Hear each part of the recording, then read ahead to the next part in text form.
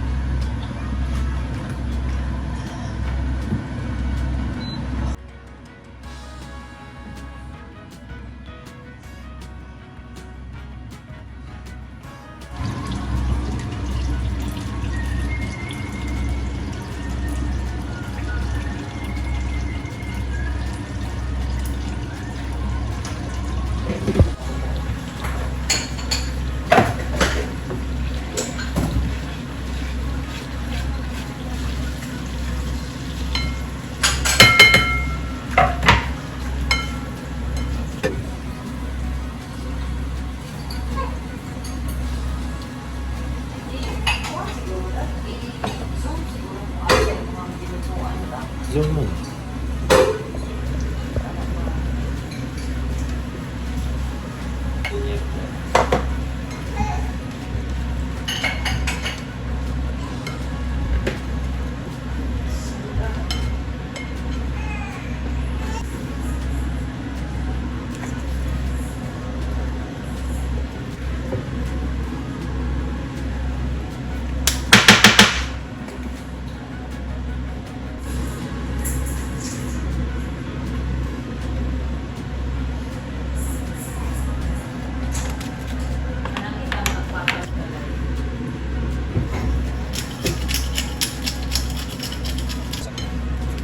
Nangin mo ko siya katong sabi day.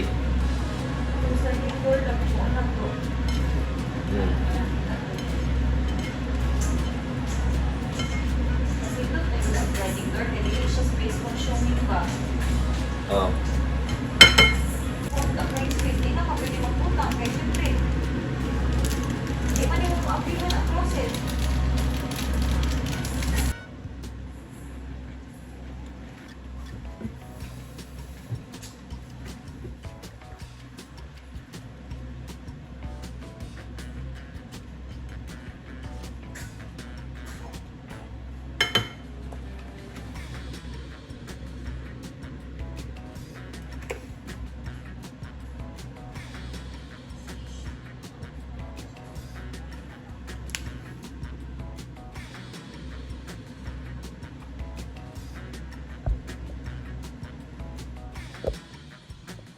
Guys, subukan nyo to, guys. Madali lang tong gawin.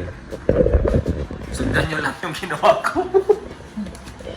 Basta, nasa mga less than 15 minutes lang, luto na yan. Kung kumpleto na yung ano nyo. Mas okay kung unsalted butter ang gagamitin. Oh, pero kung salted butter naman, wag na kayong mag-season. Huwag na maglagay ng asin. Huwag na maglagay ng asin kasi ano din siya. Sobrang parat na. Sobrang. Alat. Hindi naman. Sakto lang naman kasi marami din naman yung sabaw niya. Kaya di ba nagdagdag ko ng butter tsaka yung ano. Nakadip din kasi siya sa soda, sa lemonade kaya okay lang. Second round. Second round na lang. Good morning. Have a nice day. Pag-ibig.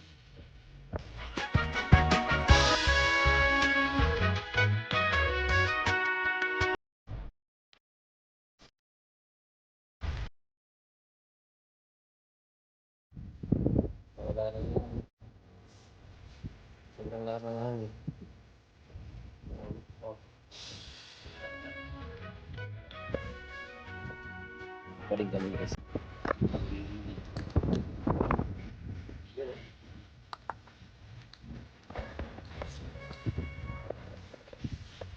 Tulog na naman ang bata. Tulog Pagod eh. na panahon guys. Sunday na ngayon. So sana bukas walang pasok kasi ang sama nga ng panahon.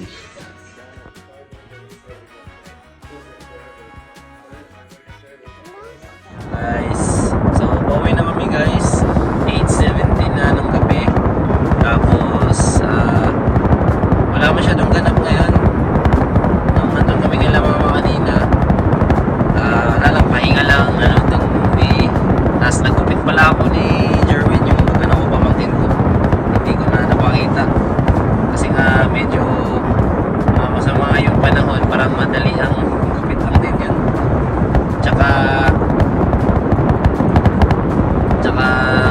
sila mga nag-aantay ng email or notification galing sa work kung may trabaho na bukas.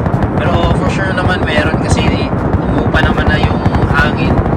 Ang problema lang yung delivery. Pagkakalam ko nung last Friday, kunti na lang yung board na naka-deliver sa work. So probably ngayong Monday or bukas, last day siguro namin sa work kung walang delivery talaga galing Brisbane. Kasi yung pinaka-tinamaan kasi ng bagyo o yung cyclone is yung Brisbane. Kaya hindi pa namin alam till further notice. Siguro baka walang pasok din sa Tuesday or siguro kung tatapusin na lang din namin yung trabaho from tomorrow. And then the next day hindi pa namin alam kung meron kaming tatrabaho with. Mag-aantay lang kami ng notification guys. But yeah, pauwi na kami guys and wala na kaming ibang gagawin.